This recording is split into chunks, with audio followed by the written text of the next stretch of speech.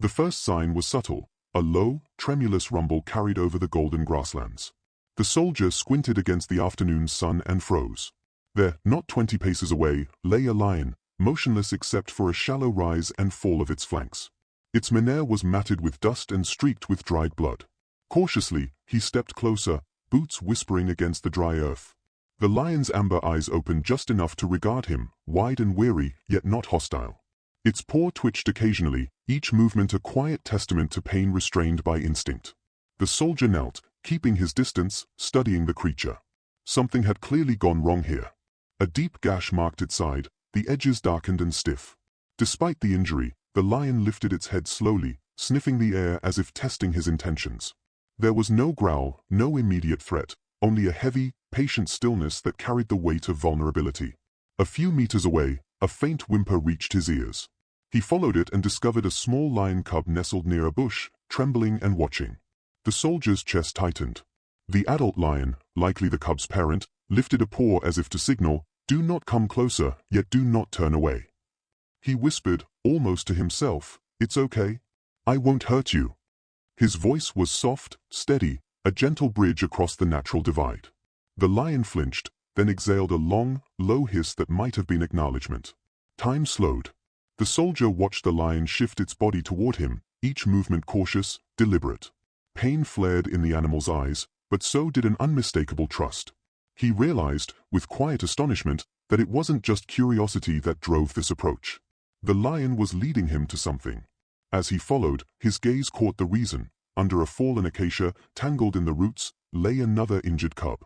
Its tiny leg was bent unnaturally, and a ribbon of blood traced the dry soil. The lion lowered its head toward him, nose nearly touching his boots, then turned back to the cub. The silent command was clear, "Help if you can." He knelt beside the cub, murmuring encouragements. The adult lion remained still, eyes locked on him, muscles tense yet contained. With careful hands, he freed the small cub from its trap, wrapping it in a piece of cloth from his satchel.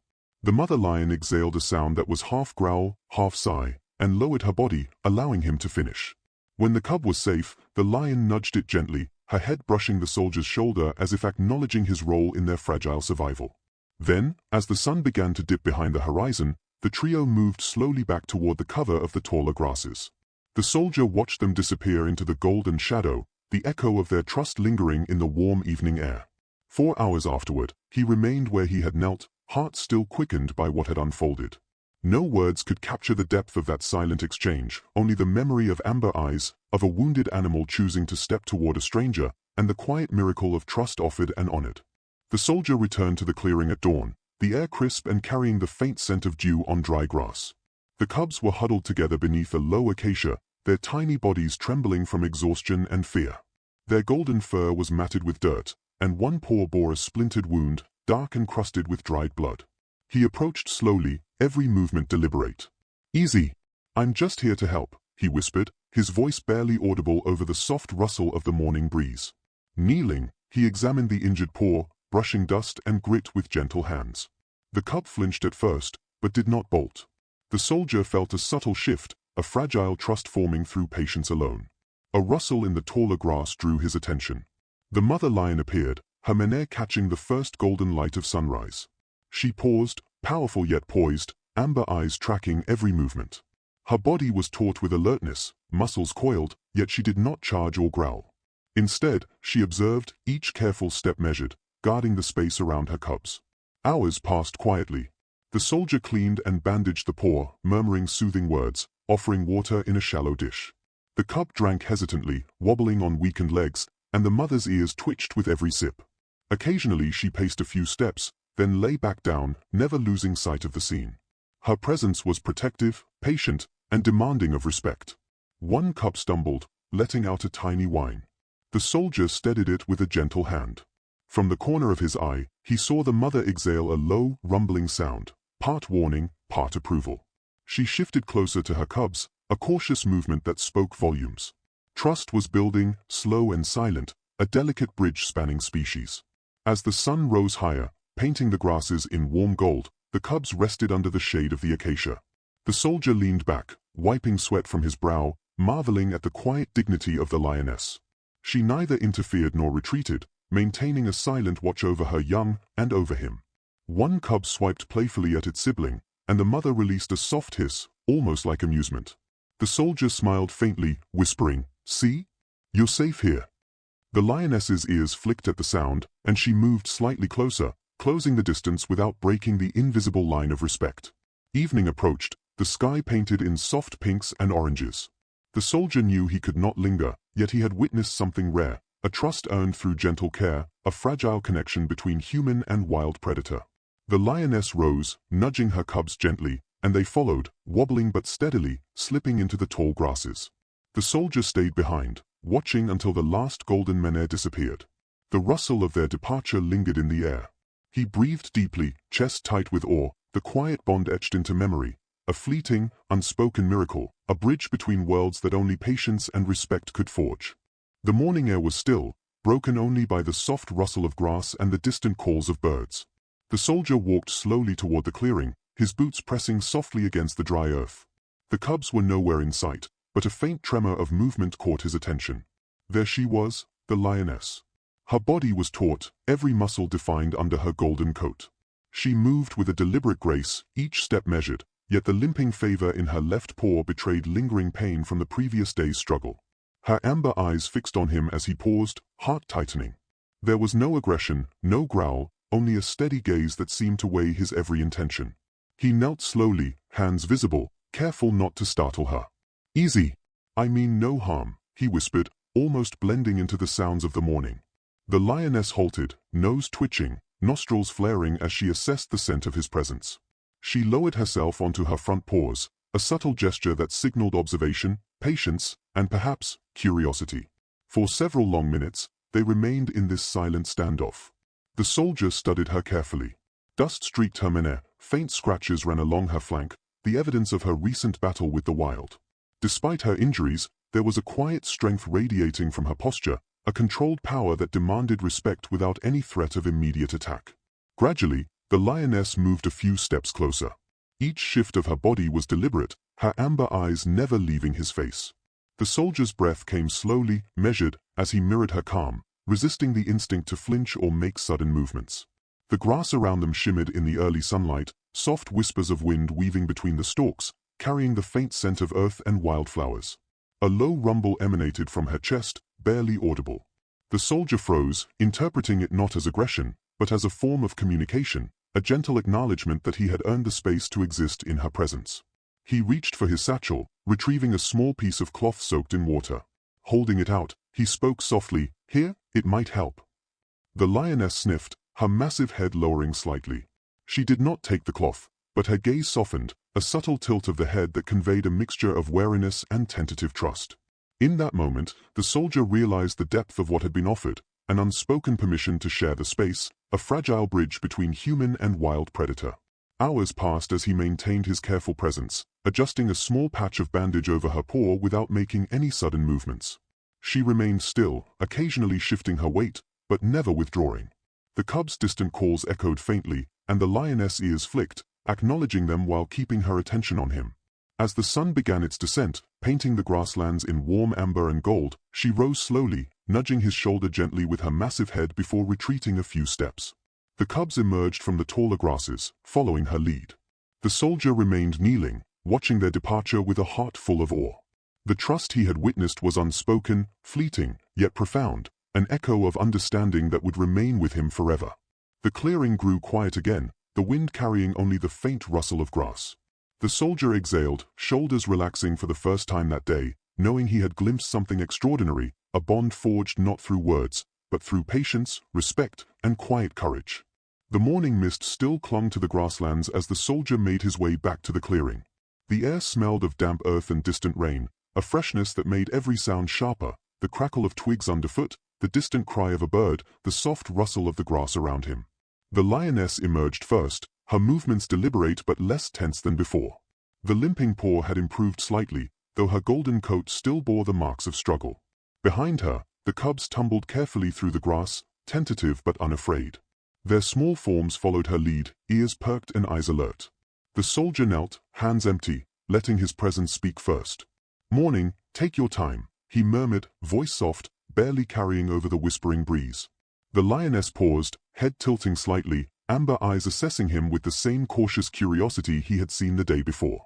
Slowly, she lowered her body closer to the earth, signaling acceptance of his presence without surrendering authority. He approached the cubs gently, checking their small injuries.